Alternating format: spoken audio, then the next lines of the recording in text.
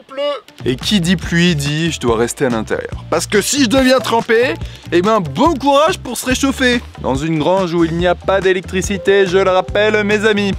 Et la grande question c'est, mais qu'est-ce qu'on fait dans une journée de pluie? Parce que bon, je suis enfermé à l'intérieur, mais il y a quoi à faire? Alors j'étais assis comme ça, voilà, j'écrivais, je regardais un petit peu ce que j'avais à faire pendant mes prochains jours. Et en fait, je me suis dit, bon bah, quitte à rien faire aujourd'hui, autant faire un truc. Et peut-être écrire, tiens, écrire, ce serait peut-être une bonne idée. Donc mesdames et messieurs, aujourd'hui, au lieu de se mettre tout nu, nous allons stimuler notre créativité en écrivant.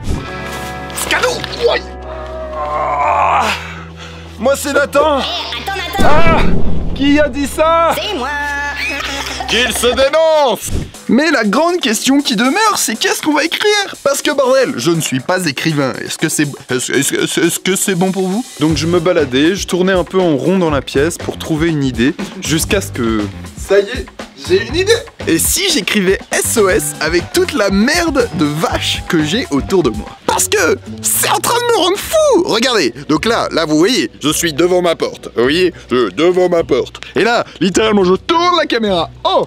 Que voilà-je? Une merde de chat, de vache, une autre, oh là là, des milliers, je ne sais plus où donner de la tête. C'est probablement la seule chose qui va me rendre fou ici. Jacouille, apportez-moi mon glaive que je tranche la gorge de ce satané mécréant. Bon, s'agirait peut-être de recentrer un tout petit peu le débat. Il y a un truc que j'ai toujours voulu écrire, c'est une poésie et une histoire avec des nains guerriers. Ça, moi j'adore, par exemple, dans Le Seigneur des Anneaux, j'ai adoré le passage avec Gimli, j'adorais cet environnement, voilà. Je voulais créer une histoire avec des nains guerriers, donc on va écrire une histoire auditive avec des nains, et comme ça on pourra faire la voix des nains, ça va être encore plus drôle.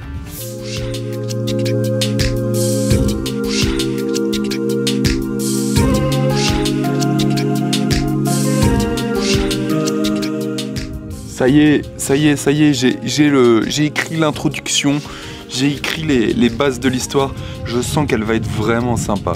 Il y a beaucoup de choses à faire.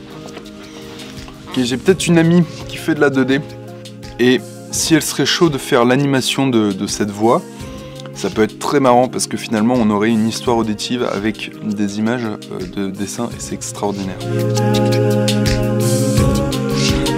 Ok, donc je vous fais un petit bilan de où est-ce que j'en suis. Donc j'ai deux personnages, j'ai Binouzil pour Binouzil, et Fort comme Toril, Fort comme Thor. Voilà, je me suis dit que c'était... faut avoir deux prénoms marrants, et ben ça va être très marrant. Ensuite, ces deux personnages, bah, ils sont frères, et ils sont nains, évidemment. Donc ça, on est dans le thème. Maintenant, ma chérie, ce que je peux te dire, c'est qu'ils vont essayer de rentrer chez eux, et c'est là où va se dérouler tout le petit sketch. Ça va pas être très long, parce que c'est déjà long à écrire, mais l'idée est là, l'idée est là.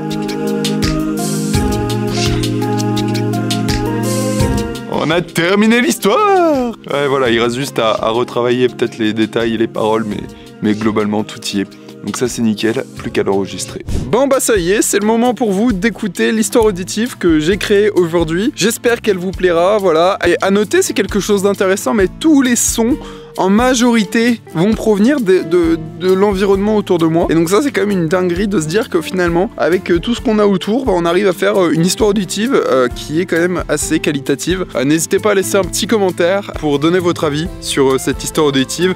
Et abonnez-vous parce que c'est ça qui va me permettre de soutenir cette chaîne, de continuer à faire des vidéos et de finalement vous proposer des dingueries encore plus. Parce que sachez que je suis motivé et j'ai plein de projets qui peuvent être une dinguerie si j'ai les moyens. Mais voilà, j'ai plein de projets et de l'énergie à revendre.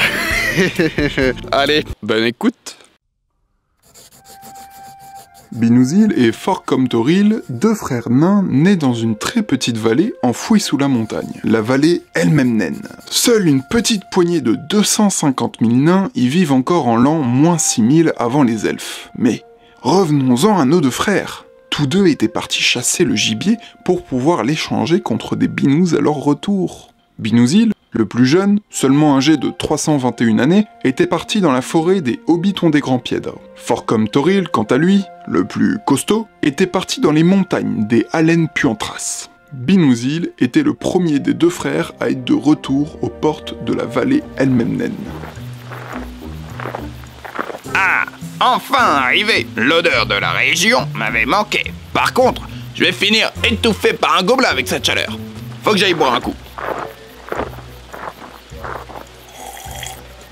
Cette rivière est toujours aussi bonne. Bon allez, je rentre maintenant.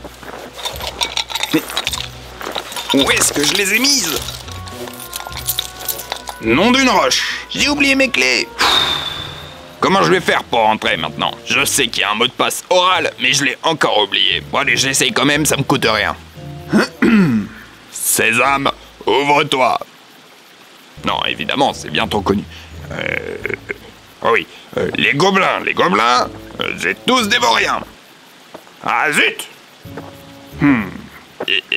Fort comme Toril, plus des fesses. Salut Binouzil, je ne te dérange pas, j'espère. Pas du tout fort comme Toril. Attention, je pose ma sacoche.